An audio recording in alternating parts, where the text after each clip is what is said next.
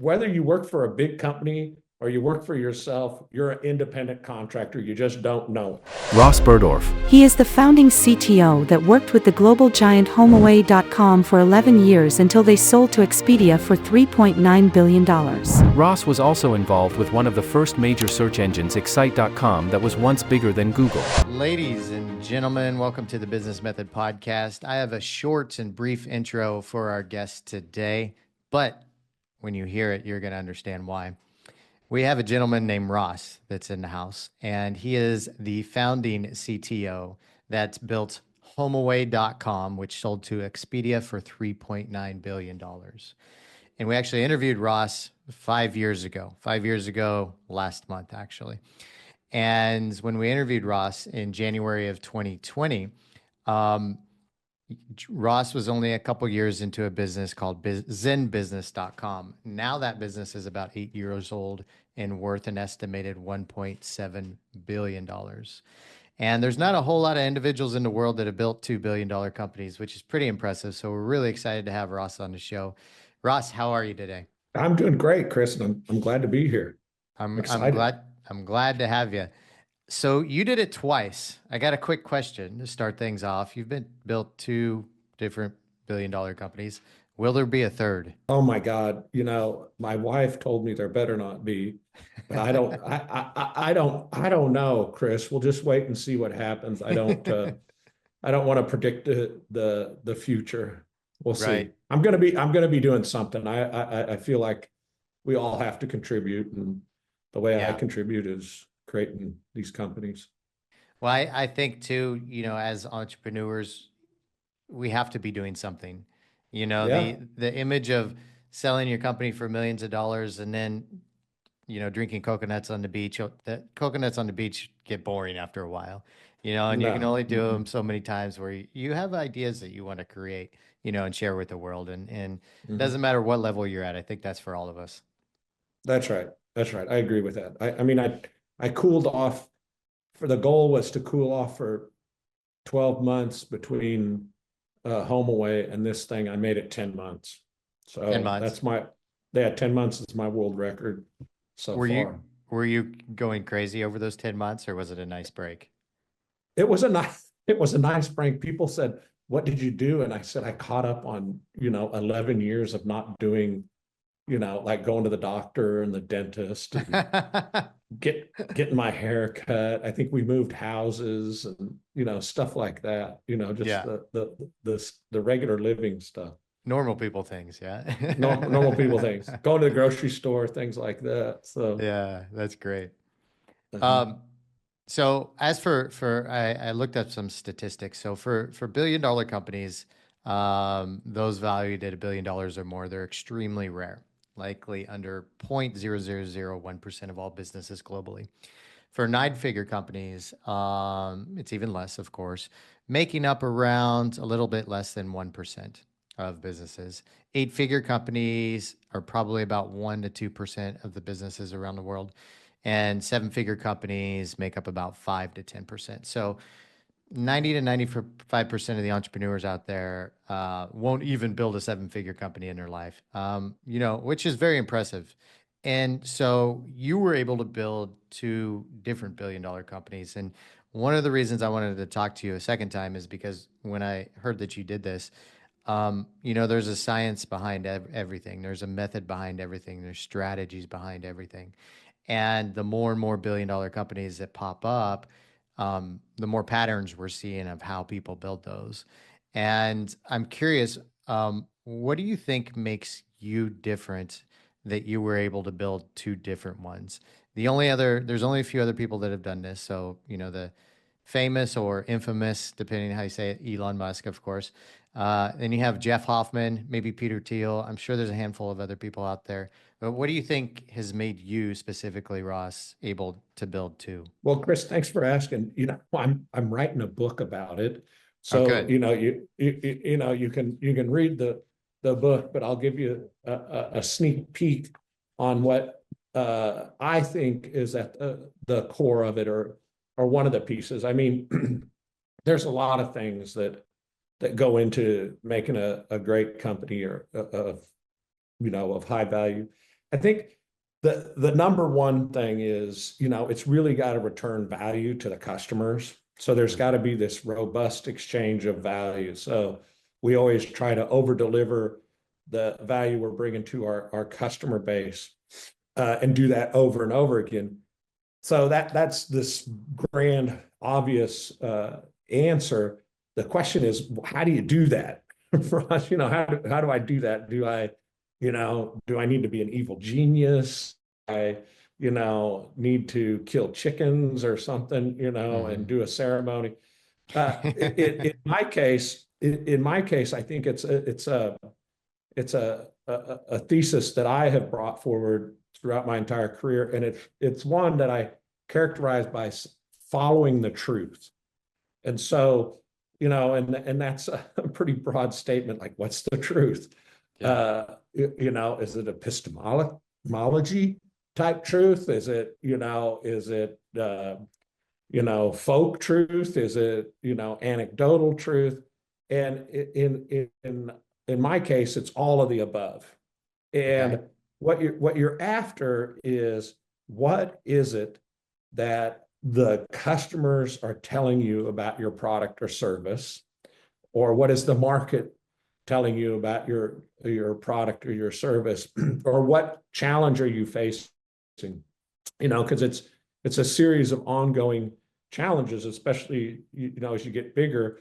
The challenges are the same regardless of what size. The characteristics of them are the same. They're just bigger, and so you have to be anchored in something. And for me, I have to be anchored in the truth, in the data. What is this telling us?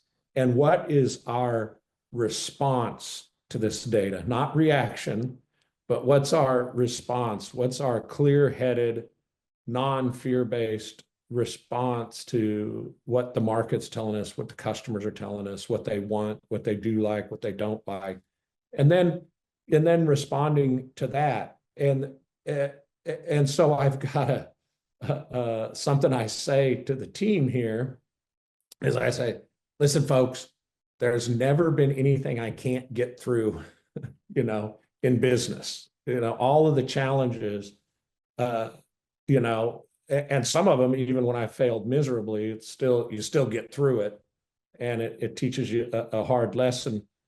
But it's that fundamental of, look at the data, look at the data, look at the survey results, talk to customers, talk to employees, talk to experts, whatever you need to do to get to an answer for where you are at any particular moment. And then, of course, if you've got the whole company and your management team and the culture at the company kind of seated in this, Chris, then you make great decisions.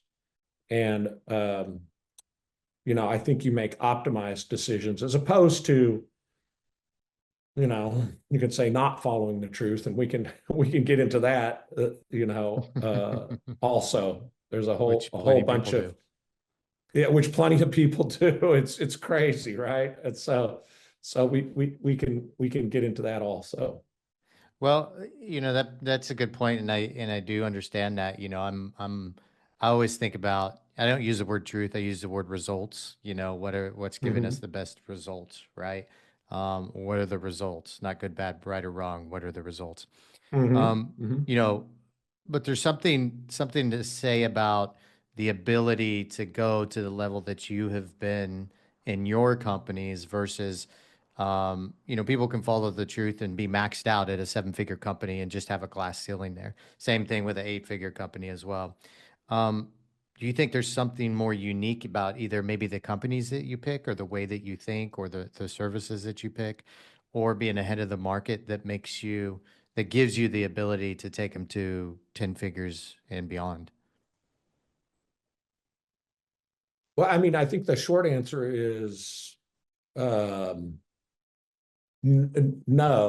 I mean, the short answer is no. I mean, I think there's also, that might be a little too flippant, in that, as my career has grown, I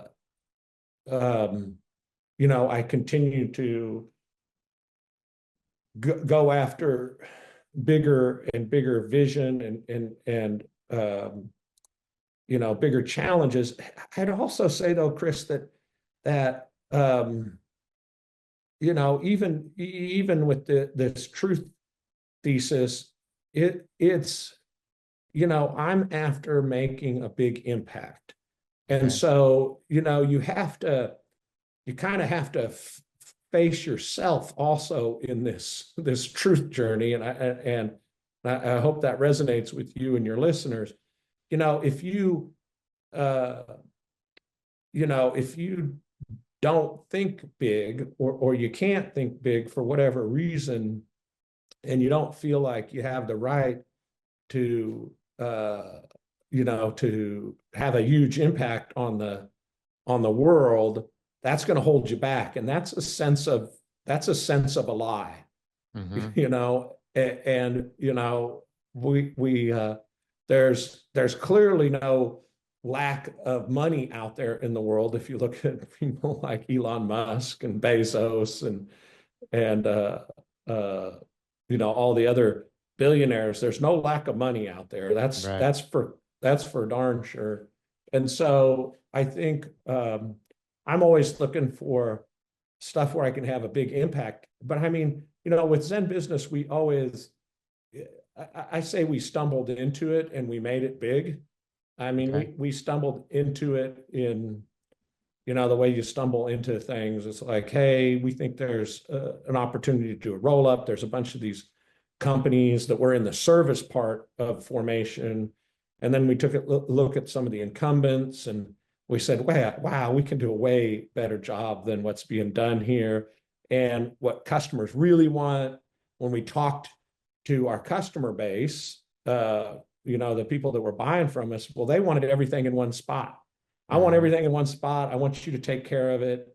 I want you to do it for nuts to bolts. So we were paying attention, and that really fit a bigger vision that we always had. I mean, that vision of having the biggest impact, on the world. I mean, who would have thought that, replacing taxi cab drivers would have such an impact that Right. it did. Right. You know what I mean? But then, in hindsight, you say, wow, what a vision. And so I think that you can make anything into a big company. There's probably some ideas that, that are limited. And even those limited ideas, um, you'd want to take a look at those and you say, you know what, this really does have a hard limit. Is this really where we want to invest our time as a company? We're only going to get to this size because, all the other incumbents in the market are this size, or we've got to change something fundamentally, Yeah. like we've got to take this scale global, or we have to take this scale national. So Yeah. I don't know, Chris, if it's so much about I think they're big ideas. I think you can also get to those big ideas by you never end up where you start. Right. That's another thing. So, you know, So in talking about the limits of a business, so for the listeners, HomeAway.com, is a vacation rental marketplace, and for a company like that, pretty limitless for the most part, I would say, right.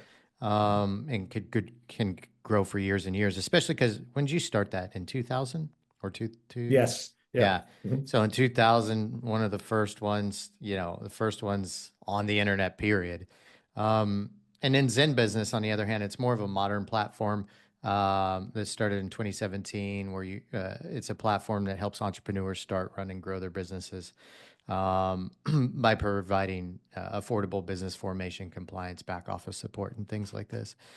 So two different businesses. I can see the limitless of HomeAway, um, but I can see limits of ZenBusiness. And I've seen other businesses like that for whatever reason they didn't scale like you guys did. Um, and especially ZenBusiness starting in 2017, when things online were much more advanced than they were in 2000. So I'm curious, what made ZenBusiness able to grow as much as it has in the past 8 years or so, um, that other similar types of businesses maybe had a cap on them? Yeah, it's a good question.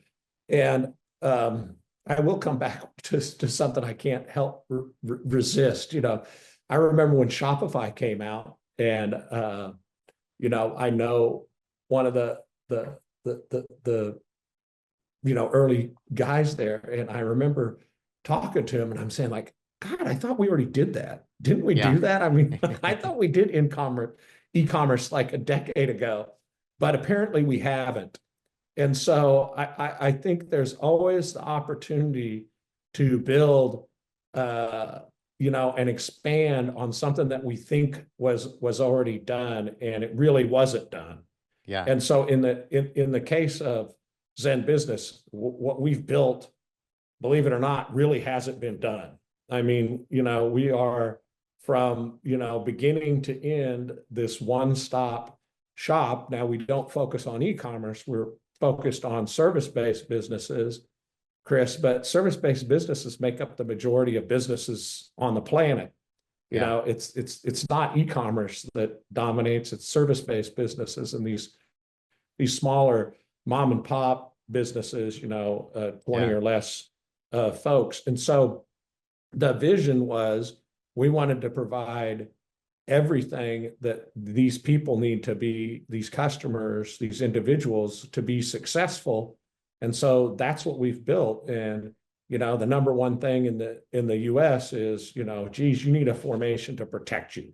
I mean, you need it for tax reasons, you need it for protection, for liability protection, and then you have to keep it compliant.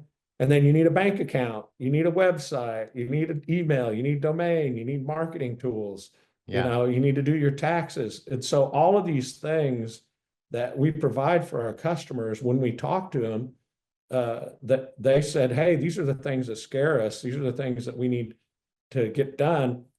And so when we started out, we were just solving for our customer base. The pandemic came along, Chris, and really, really accelerated a trend that was already there. And that's this trend of people taking their side hustles and turning those into full-time jobs. And I call it, maybe it's a little of inside baseball here, but if you think about the movie industry, actually no one works at the studios. I mean, I make the joke, there's probably 5 or 6 full-time employees at the studios. Everybody else is a contractor. All the actors are independent contractors. Everybody that works there is an independent, contractor.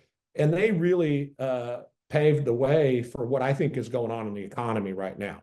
More and more people are becoming independent.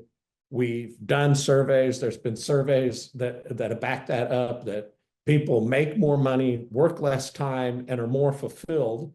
We're all, and I even come out in my book and in podcasts too. It's like, folks, you know what? Whether you work for a big company or you work for yourself, you're an independent contractor. You just don't know it. It's a great point. And so, you should start treating yourself, or you should start acting like you're an independent contractor, and, you'll move faster up the chain if it's a big company, or, you'll get quicker to something that really makes you more successful and happy. I mean, the results are out there. Folks that are independent, are 4x happy, 4x the wealth, 4x the time. I mean, this, Chris, because look at what you're doing. I mean, it's a myth. And I learned it early on. I remember I was still interning at the university. I worked for a big computer company. They hit $1 billion in sales. We all got these, pieces of glass that said, congratulations. And then 6 months later, they were laying off half of the workforce, and they kept me because I was the least paid, smartest person, at the company. And so, I worked. It really made an imprint on me that, working for a big company is probably not the route to go. And there's really no risk difference. In fact, there's more risk if you're putting your fate in the hands of a company that has to make decisions that aren't always aligned with yours. Yeah, that's a really good point. I like that.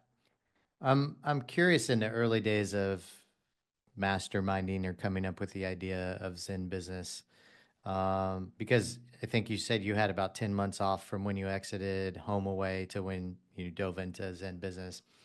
Um, I did an event with Richard Koch, the author of the 80/20 Principle, a few months ago, and he really emphasized his love for not just the 80/20 principle, but what he calls the STAR principle, which is basically his methods of growing a business, um, using the 80/20 principle, or maybe the 90/10 principle, or 95/5. Are you familiar with Richard and his work and Yes, the book? Yeah. sure. Mhm. And so when we went to meet him, one of the things he really honed in on is like, okay, you guys, like, I don't build any other business besides a star business. That's just my rule. There's, it's not worth my time. I don't even think it's worth other people's times to build anything but a star business. And a star business is basically a company that can gobble up the vast majority of the market. Hopefully, it's it's one of the first, if not the first, to the market. And it's in a niche that is starving, that's completely underserved, right? So, when you guys, I mean, Zen Business is obviously that, HomeAway was that. When you guys were, or when you were, coming up with the idea of Zen Business, what was that process like? Was it like, oh, I like this idea, or I know a lot of entrepreneurs that need this service, or we know that this is in such a relative underserved niche that if we jump on it and we do it properly, we can gobble up the vast majority of the market and really take this company big. Yeah, and so if you'll allow me, Chris, I'm a follower of Clayton Christensen. And so, Okay. Christensen is a different take, a modified take on what you're talking about here, which is disruption. So Okay. how do we disrupt the market? How do we disrupt the incumbent? How do we, create a company like you're talking about, either by by price and by feature set, and um, and then the disruption can be in an underserved, in an underserved market. And so in the case of Zen Business, we looked around and no one, the what had happened with companies like LegalZoom, which we think is a great company. Mm-hmm. LegalZoom had disrupted the early market by taking on legal, right? That was their whole thing, is, you can do legal online. It just so happens that we overlap in formation, but they weren't focused on creating a platform. And so Right. we disrupted the formation market. We disrupted the operating system for small business didn't exist in the market, and we're the folks that did that. So those were these classic Christensen disruptions in an underserved market. Our customers are first time business formers. They don't know what to do. Mm-hmm. And so we provide all of that. So it's absolutely underserved. I think that the small side, the micro business, is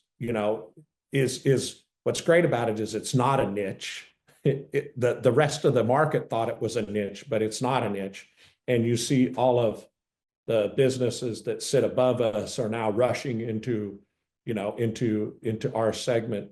So, I mean, early on, we felt like we were disrupting a market that again, in our early testing, we got a tremendous response. It's like everyone we talked to, and even to this day, everyone we talked to, like, yes, I want you to do all of it for me.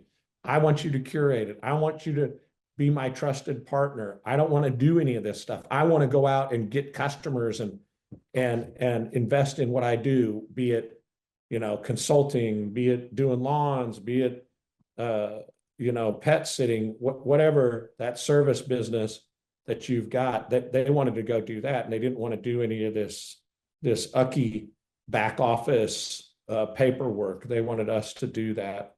So I don't know if that answers your question. We tested into it. Yeah. Early on. Remember, I'm this believer. I mean, I really am. You've got to have a big TAM. That's what I'm always looking for. Chris, is there a big TAM here? Total And total so attainable market. Is that? that's right. That's Yeah. right. So I'm always looking, that's got to be fundamental for me to spend my time on it. And so there's a huge TAM here. And it didn't matter. And then I felt like formation, you really get people at the start of their journey, which is a very unique and emotional and pivotal time for the customer base. And if you do a great job there, then you can expand into all of the adjacencies. And that's, all small businesses have to have bank accounts. They all need websites. They all need taxes, insurance, compliance, lending, just everything that we provide. So it felt like it hit on all of these macro concepts of a great idea that would have unlimited scale as far as as far as a SaaS-based tech enabled business. And were you thinking about these or analyzing these ideas yourself, or were you doing it with a team pre-ZenBusiness creation? No, yeah. Oh, so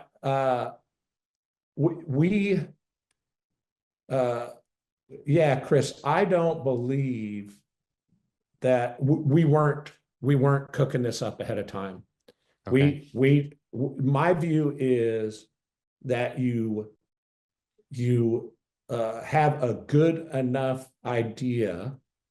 I call it the neighborhood effect. I don't have to be at the right address with respect to my product and product market fit. I just kind of have to be maybe in the right subdivision to start with.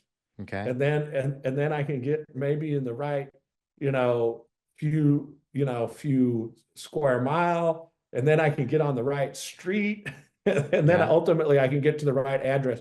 So I start most things with, am I in the right subdivision? And that subdivision has to have all of those characteristics that venture capitalists, I look at it like a venture capitalist, what's the TAM? Is there a real problem here? Are people going to, be able to pay for it and want to pay for it?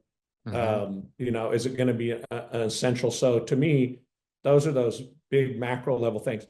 I felt like early on that this had all of those characteristics, but, and then we waded in. And then once we waded in and we, started testing into this, it became clear pretty quickly that we were on the right path. And, now we have product market fit, and we're just, expanding into more and more products. So I'm trying to answer your question. The question is, do I have a perfect vision on what the company was?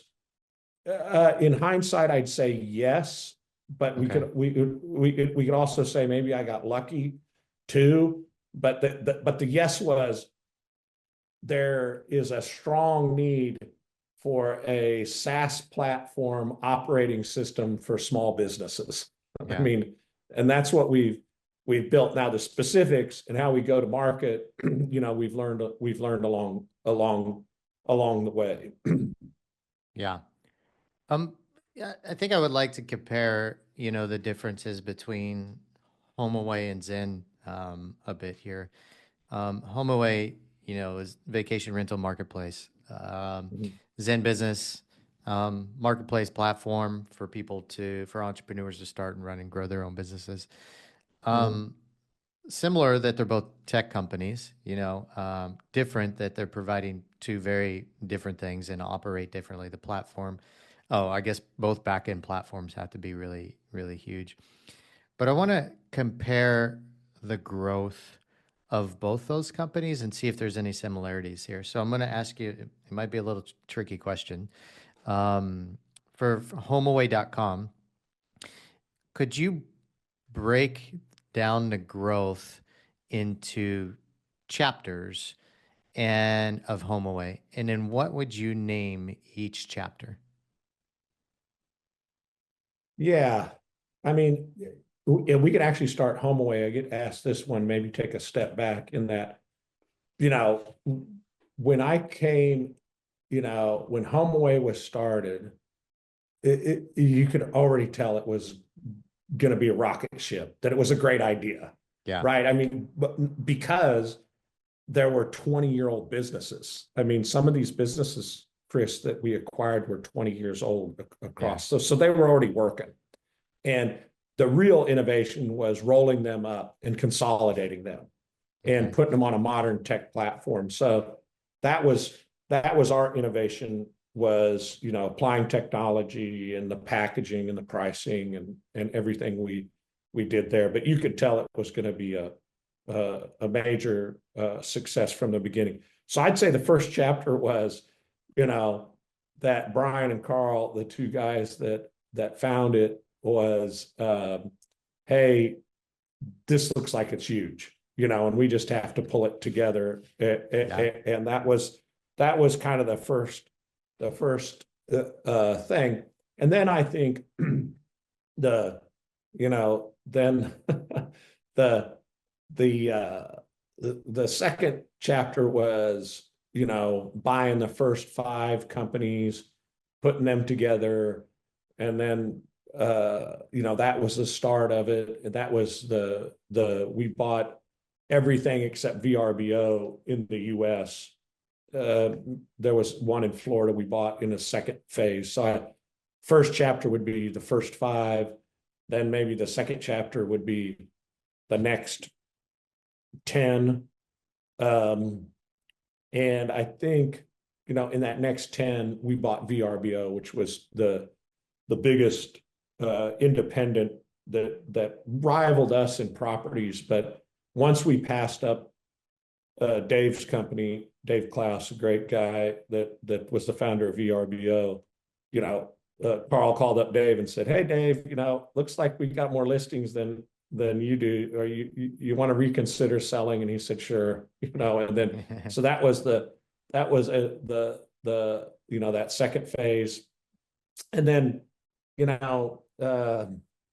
you could say even that second chapter was, we started buying stuff internationally pretty aggressively, and did the international acquisitions all across every continent. And then I would say the third chapter was really, okay, bring that all together, pricing, packaging, how could we really make a great solution for, our customers, which 2 sets of customers: the folks that own the vacation rentals, the listers, the inventory, and then the travelers. How do we create that?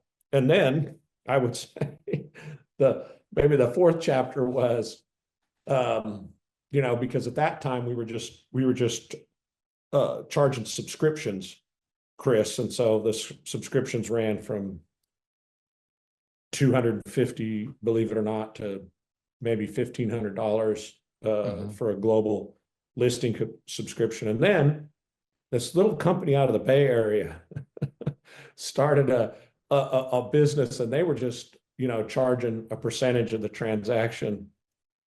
And I remember at the time I said, "Guys, this company is gonna disrupt us, because they have the disruption model. They're perceived as zero cost." Yeah. Because you could put a listing up for free, even though they ended up charging more than we did by quite a bit. And even though when they started, they had a minuscule amount of nightly stays compared to us. I mean, we just completely dominated it. And well, I'll leave the rest to you guys. So then the fourth chapter was us copying them on the on the revenue model, where we would take a piece of the action. And for the listeners, that's Airbnb. Yep. Yeah, figured. Great, Uh, great company. okay. And even look, Chris, even look at them. I love to look at them and, having the benefit of being so lucky in my career and, not having to worry about where my next paycheck comes from. You can look at these things and even look at what Chetsky's doing right now. He's like, where do I scale from here? Yeah. Right. I mean, you talked about a glass ceiling. It's like, where do I scale from here? Yeah. So now he's coming up, well, we really need to be the full platform, not just, I brought that forward with ZenBusiness of like, instead of discovering that later on, it's like, we need to be the full platform. That's always the answer. And you look at Shopify, it's the full platform, or they're trying to be the full platform. Intuit's going to have to do it. All of these SMB platforms are going to have to be the full platform. And I know we're not at any of those the scales yet, but I do believe that we have that classic disruption from the beginning.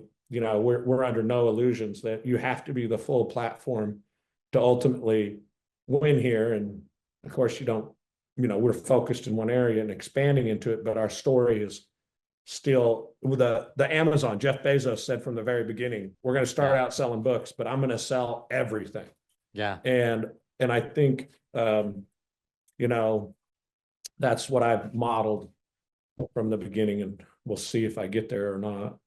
Yeah. It was interesting. I met the one of the former vice chairmen of Walmart, and similar type of story. He was talking about, the development of Walmart and understanding Sam Walton's mindset, and same thing with Walmart. They started out as a small rural store for the cheapest products for anybody around in the rural areas and throughout the South and eventually the Midwest. And then now we have Super Walmart today, and we have an online store for Walmart, and you go into Walmart and you can find pretty much anything. And if you prefer physical stores, you go to Walmart or a place like that. And then if you prefer online stores, you go to Amazon. That's kind of the thing. You're not limited to just those, but that's how they both became the behemoths that they are. Okay, another tricky question. Same format for ZenBusiness. The growth of ZenBusiness. Let's break it down to chapters, and then what would you call each chapter?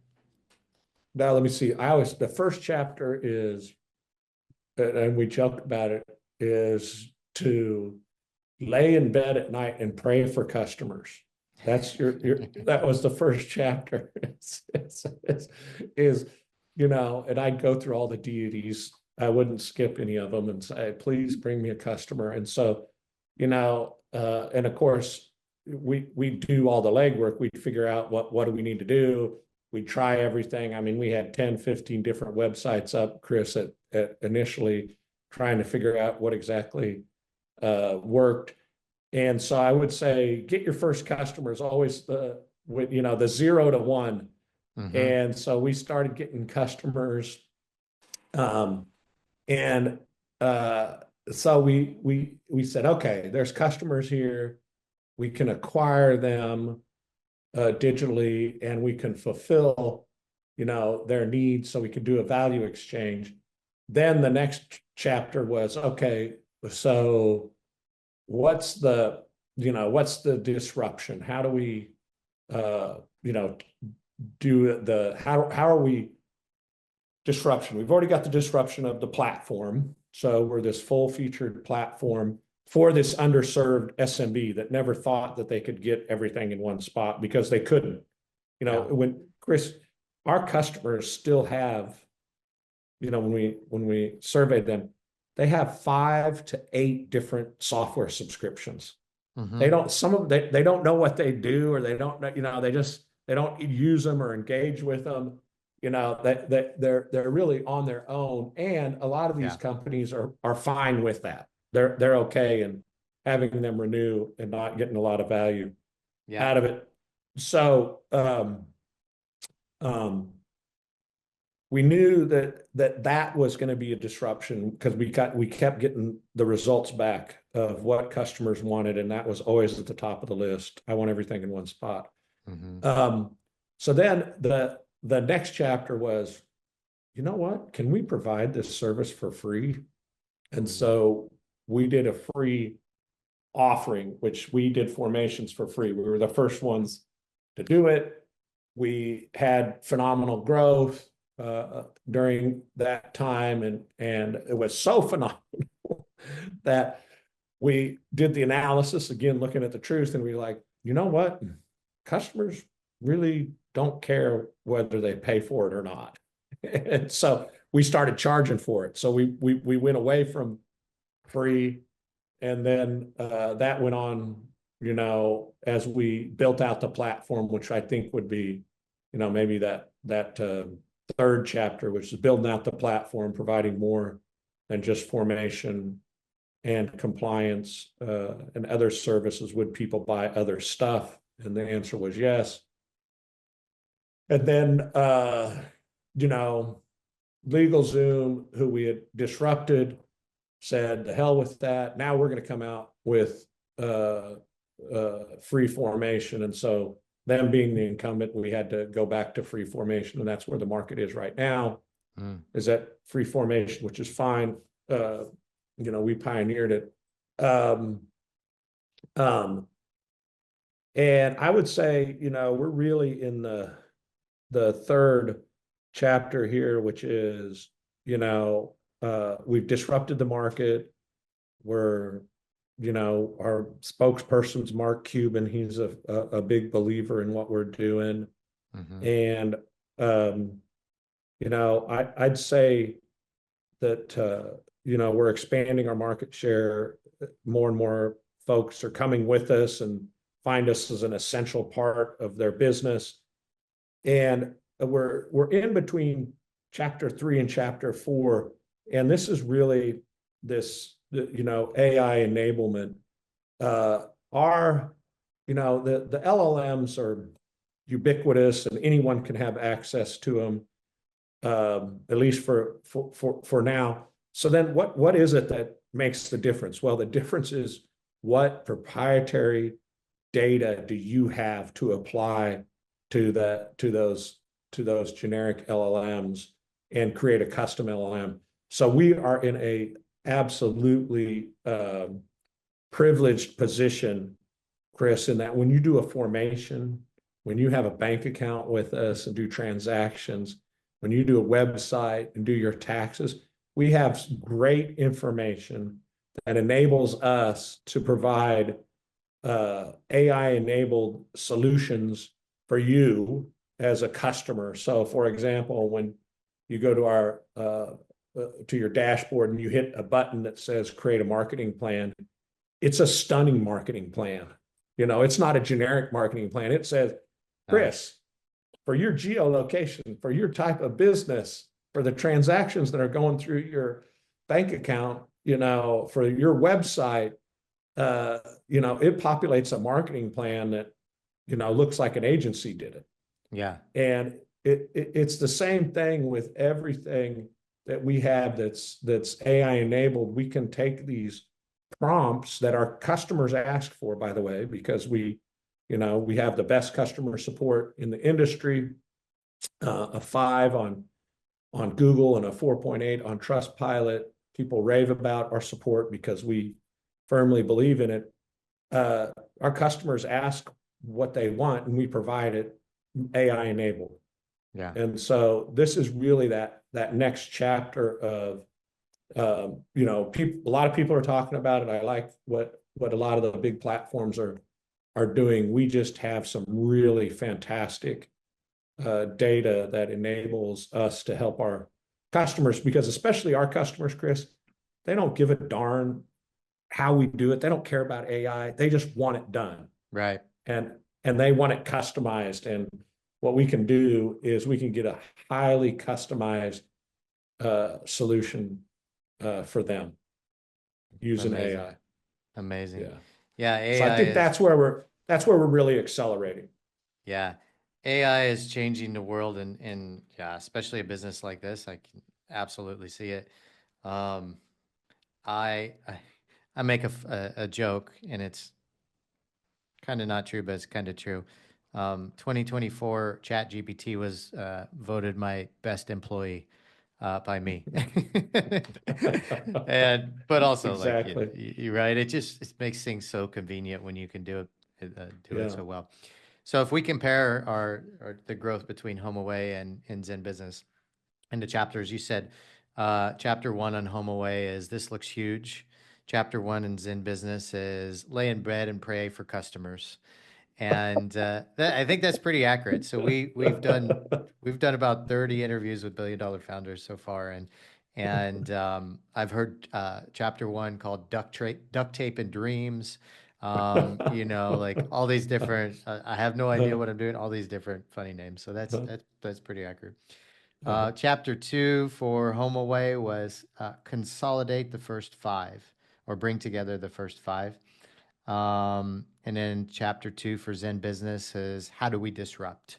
So that's kind of similar, I guess. If you're bringing in the first 5 companies at HomeAway, or close to largest companies, it's also asking the questions. Okay, we're starting to disrupt. We've got something really Yep. solid here. It was the innovation, Chris. It's interesting. Answering Yeah. those questions. Keep going. You're doing a great job here. Yeah.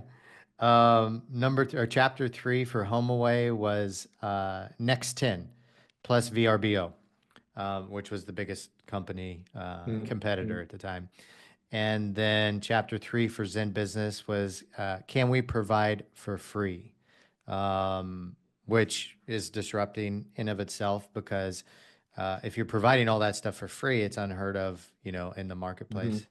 And then we moved to chapter 4 for HomeAway, which was, I think it was a combination of either going international and then bringing together the pricing and packaging.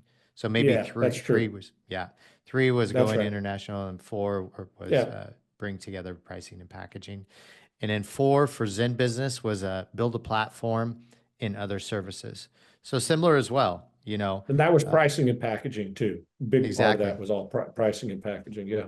Yeah, and these are years into the business where you guys are still forming and moving around and acquiring and disrupting, which is amazing. And then we look for HomeAway for chapter 6, which I think you said, I believe this was, you guys were doing subscription. So HomeAway was when, well, I don't know if this was an actual chapter, but you mentioned an Airbnb came out. And then it was time to either copy or analyze or figure out what you were going to do with a competitor that could beat you. And then the last chapter for ZenBusiness was expansion AI. I'm assuming that's where you guys are now. Yep. sort That's of where thing. we're at. Was there a chapter in both where you guys decided to, when you went for the big money to raise large amounts, maybe, 8, 9 figures, maybe 9 figures? Yeah, I think with HomeAway raised the last round, it was 250 million. TCV led that round, and that was right before the banking crash. Okay. I mean, literally, like, signed Wow. weeks before the banking crash. And that was the last round, the last big round. And I think, gosh, HomeAway raised 480, maybe 500 million. I can't remember, Chris, because I was too busy dealing with the messes that Carl and Brian created. I was the tech guy. So they just, my paycheck was cashing and I was busy working and hiring people. As the CEO at ZenBusiness, I'm very aware of how much money we raised. That last round we raised before the crash here was $208 million. That last round led by Oak and SoftBank. So I think, and those are the rounds that allowed us to, grow and accelerate. That's the case in both cases, Were those at similar timelines? Like, say, HomeAway was at chapter 3, Next 10, when you guys did that $400 million? Yes, because we raised money to acquire VRBO. So, we raised money to acquire VRBO with stock and cash. And, at ZenBusiness, we've acquired 8 companies, but they've been really small companies, mostly for our organic position. We acquired two product companies. But HomeAway strategy was a roll-up. Yeah.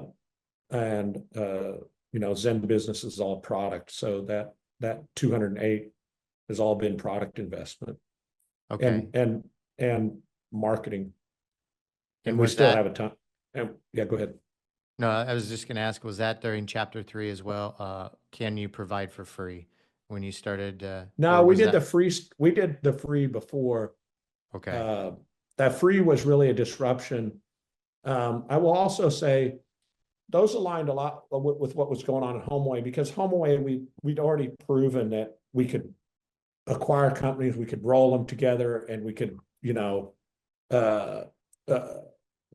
market them as bundles. We'd call them bundles, not packages, but you could buy a bundle of different websites. So I think there was a lot of proof in that the HomeAway thing was going to work, and that's why we could raise money. I think there was a lot of proof in ZenBusiness that we could scale, and that's how we raised that big round at that time also. Yeah. Because we were growing, magnitudes. Yeah. What do you're in Austin. I'm sure you come across entrepreneurs all the time. I don't know how social you are, how often you're out there, meeting people or networking, or what I think a lot about this, because in our podcast we've done series. We did a 6-figure series and a 7-figure series and an 8 and 9-figure series and now a 10-figure series. And I think a lot about, okay, what separates each founder in the way that they think and they operate. And I'm curious, from what you've seen and experienced, what do you think separates founders from, let's just say a 7-figure level to an 8-figure level? Maybe it's a mindset. I know you're into NLP and stuff like that, but maybe it's a mindset to $1 billion level. And you mentioned you focus on value and then being able to disrupt. But what do you think about mindset that separates those types of individuals?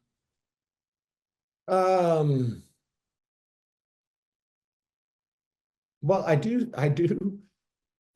think there's a mindset of, possibilities, and, I know it sounds so cliche, but, thinking big, but not thinking big from like an arrogance or a hubris point of view. I do think there can be overlap. I hope there's none with me. But hey, this can be big. So I think the bigger the vision, and the bigger the possibilities, I think certainly drives the valuation, because it's kind of like, if you have a big vision and you fall short of it, it can still be a big vision. Yeah. And so I don't, I know it's cliche, but we never wanted to be just a formations company. We always wanted to be, an operating system for small business. And we also, and still wanted, that's still our vision, and still have this vision of, making these small businesses successful. What we find out, Chris, is that we're making these people's dreams come true. This is not just, can we technically do it? Can we functionally do it? Can we make their dreams come true? And that includes support, education, and, AI enablement. We're here to make these folks successful. And when they call up on the phone, that's what, we're on email or chat, and they ask for features or they have a problem.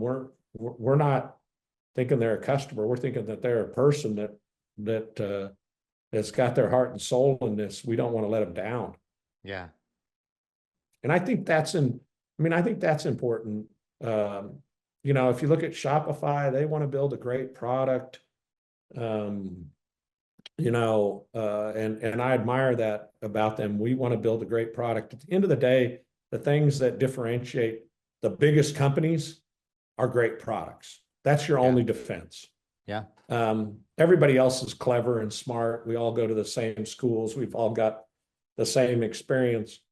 When it comes back to this trait, I will tell you that the difference, Chris, it's dawning on me right now is, with respect to my career and my history is, I'm extremely driven because of the way I grew up. And I think a lot of people get extremely driven by the way they grew up or, how they were brought up, I think that has a lot to do with drive. So let me expand on that. Yeah, I'll leave it at that. Well, a quick question there. How did you grow up? I don't think I know. Well, Curious. I think, yeah, I grew up very humbly, and it was sometimes we didn't know if the rent was going to be paid or we were going to eat as a kid. So I'm definitely motivated by money or the lack of money. So I think that Yeah. drives me.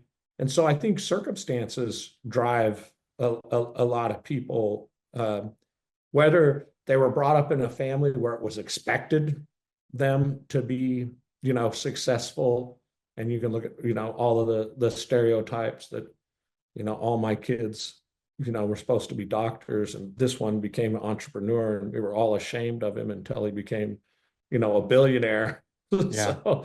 So I think, I didn't have a choice but to be driven, hard driving, successful entrepreneurs. My parents were entrepreneurs. They had side hustles. Yeah. They weren't necessarily successful, but they were hardworking and smart, and had all of that. So I had that as a role model. But I'm still driven, Yeah.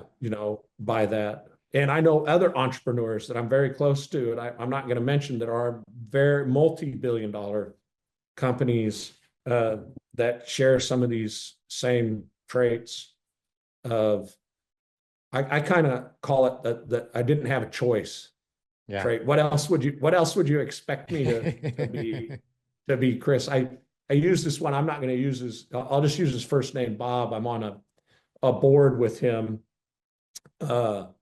And Bob's much, much older than me. And he left high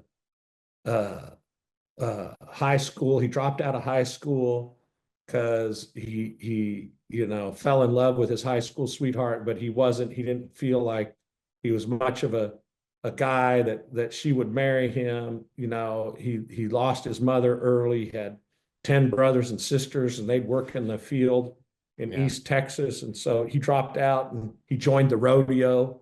And he would take trains from rodeo to rodeo. And then the war came along, and he joined the service, and he came back from the service, and he'd finally made something of himself. So he asked his sweetheart to marry him, and she married him, and he worked for a guy at a John Deere tractor dealership, and he finally had the opportunity to buy into the dealership and earn ownership of it over time. And then he became had a lot of dealerships, and then auctioneer, and just, and you meet this guy, and, he's, sharp as a whip, motivated, and very, you would not believe the wealth he has, and you would never guess it from, he still was driving his tractor when he's 80 years old out in the field.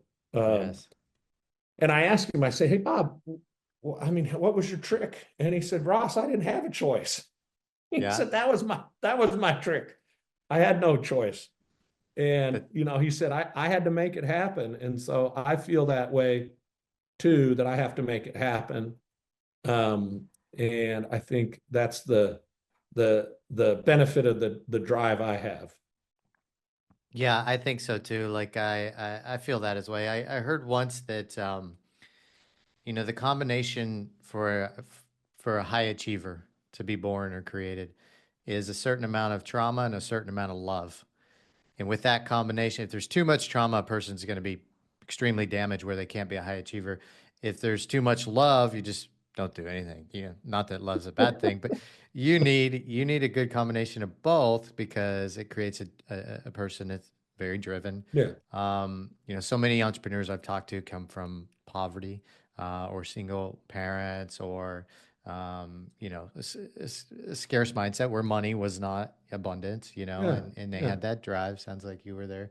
I had Or that different drive as well. cultures or different cultures or countries where they didn't have the privilege Exactly. that we Opportunities. have. Yep.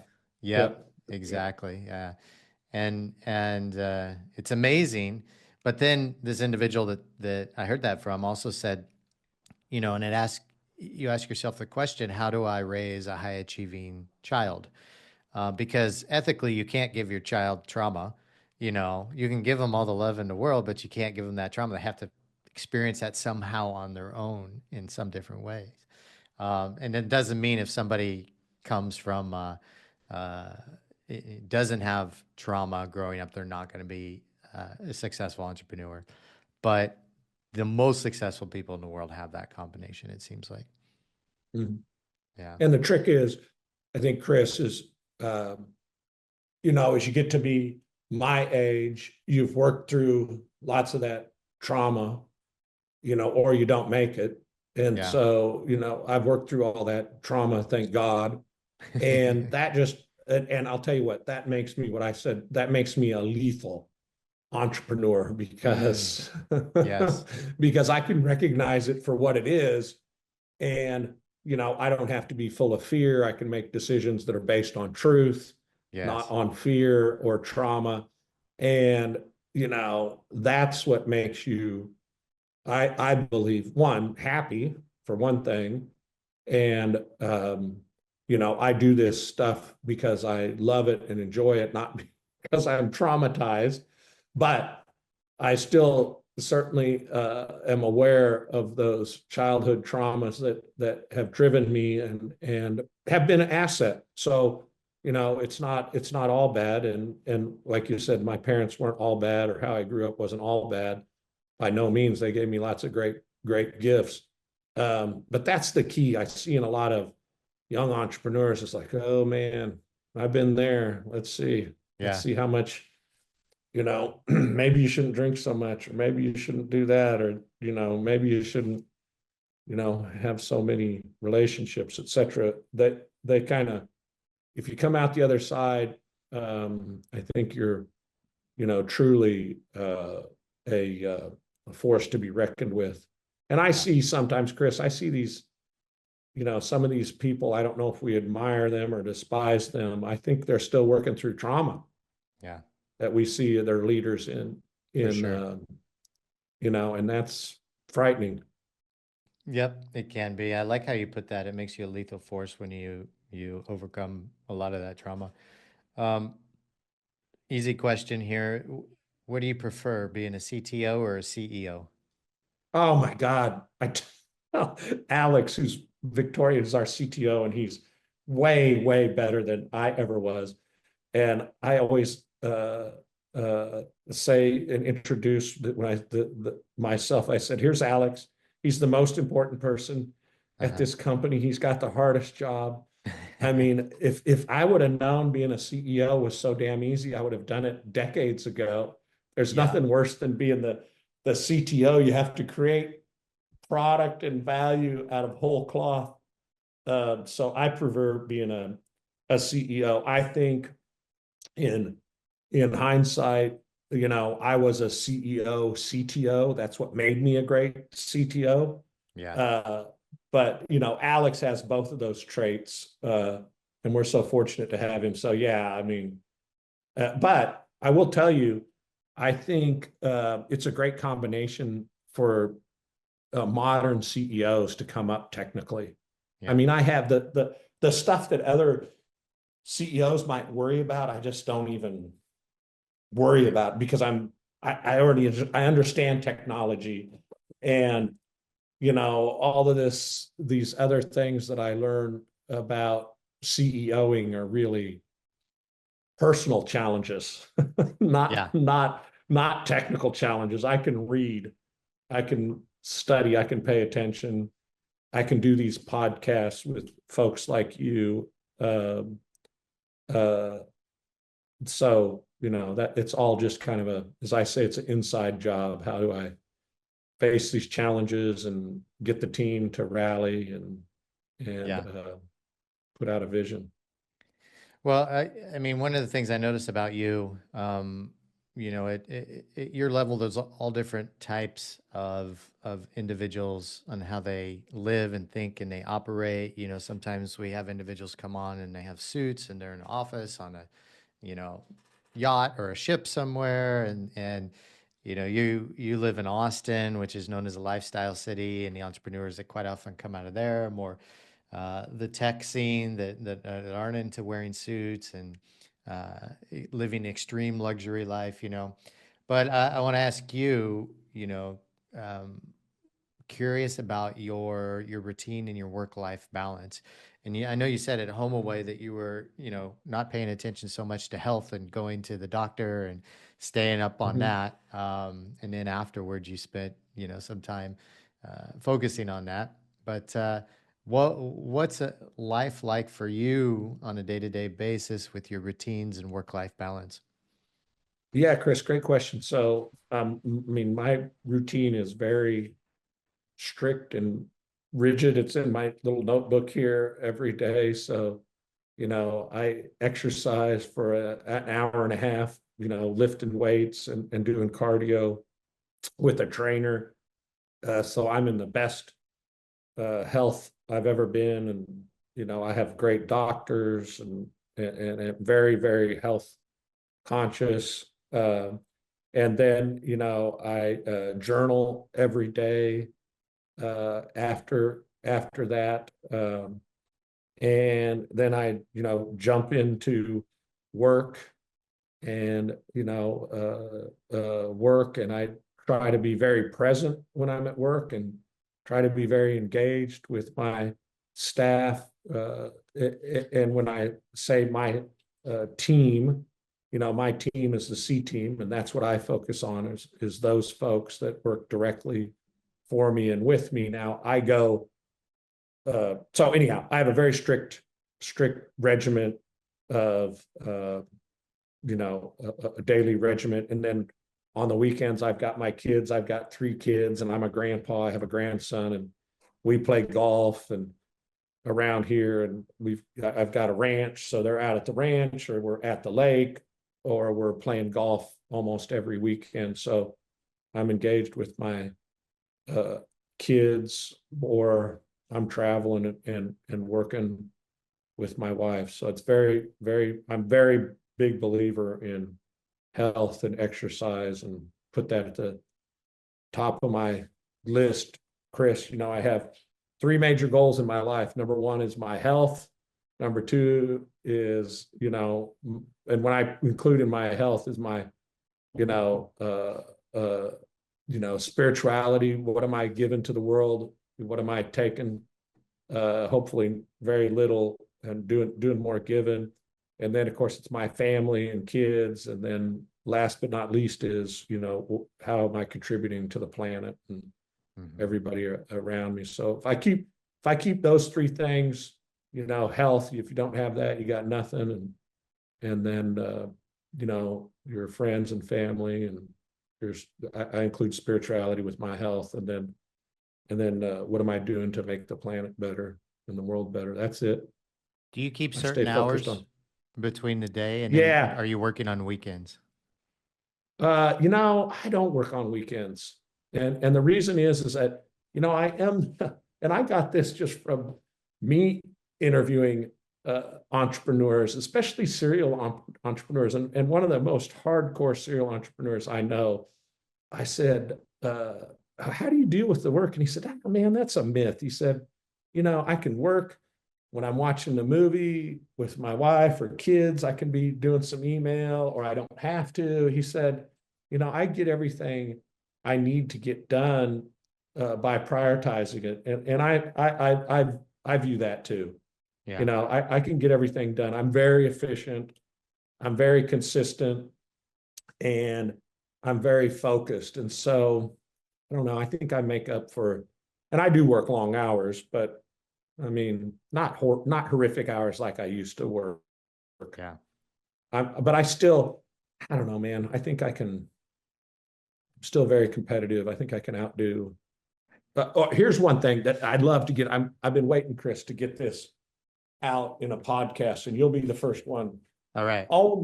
And I'm gonna, I've worked in the Valley for decades and decades, and Silicon Valley is, part of my career. But I will say, and I gotta say it, and I have the age to say it and the experience of like, what the F is founder mode?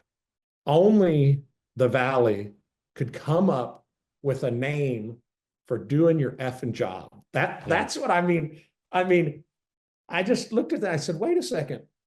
That's what I've been doing my entire career. How is it that you've just discovered that doing your job? It's like, well, no, we don't want to hurt people's feelings and jump around in the organization and cross boundaries and all of that BS. I just can't believe it, because every single company that I work at, whether I was, I've always been in leadership, I knew everybody. I went across channels, and I did it without people feeling like they were being attacked or they were being looked. I just, anyhow, you can tell that frustrates me. That's crazy. Yeah. I think it's insane. And it's like companies actually, I'm sure companies must operate the other ways, but those companies are destined for failure. So I always act as a founder mode, and all of my staff acts as a founder mode. And I have, we call them, skip level meetings with, everybody. And we have this thing on Slack, where what's it called? I always call it coffee, but it's this app where you skip around in the company and you meet with everybody for 15 minutes. Yeah. I don't know if you heard about that. I haven't. No, that sounds great though. It is. It's great. So anyhow, I'll get off of my soapbox now. Oh, it was good. It's great. I love it. So if anyone wants to interview me as the anti-founder mode, let's get into founder mode. If anyone says that to me, I would fire them. Yeah. On the spot. Like, maybe we'll title this the anti-founder podcast or the oh my anti-founder mode. It's like, oh my God. It's like the company got so big that I couldn't pay attention anymore. That's what founder mode is. Yeah, exactly. Anyhow. Ross, I think we're going to wrap it up there. I really like this interview. This has been very enjoyable. I loved your comparison in the chapters of both HomeAway and ZenBusiness. That was great. That was really eye-opening. Yeah, and I liked hearing about your background and the involvement. And it's just, I mean, I like interviewing founders that have built this size of business, because everybody I've interviewed are very humble, because you have such a big responsibility to your clients, to your customers, to your staff, to your vision. And it's a humbling thing. And it's really neat to see the, people that have created such great companies that have impacted the world so well. And they're really well-rounded human beings that have taken care of their trauma and moved on past that, and not hopefully not being driven by that so much anymore, and focusing on living a good life at the same time. And you show up and you're in a jacket, and I think you're at your house too, or is this your backyard office? No, I'm at my ranch, and it's a horse barn that we've converted into my office. So it smells like hay. It smells like hay in here. I got my ZenBusiness t-shirt on. So. I love it. And ZenBusiness is a remote company, which I think is fascinating. You guys are all over the world. Yeah. We love it. So So I loved it. Yeah, Ross, thank you so much, man. This has been an Thank you, incredible Chris. interview. Well, probably for the listeners, they're gonna want to know if you have a name. What's the name of the book? Oh, oh my God. I'll show it to you, Chris. You've got it. Okay, let's see it. Uh, Here it is. Maybe you can read it out here. Let's see it. So can you see Oh that? wow, I can't read it because my screen's a little small. It says fear is a liar. Nice. Fear is a liar. That's the name of the book. Fear is a liar. Fear is a liar. And it's not out yet though, but it's coming out. No. We Simon and Schuster's the publisher for it, and we're in the process of writing it. Should be out in the next 12 to 18 months. Amazing. These things take a long time. Yeah. But we're very excited about it. I'm very excited about it. It absolutely speaks to our customer base, and that's why I wrote it. Amazing. All right, Ross, again, thank you so much for coming on the show. Listeners, thank you guys for tuning in once again, and we'll see you on the next episode. Goodbye, everybody.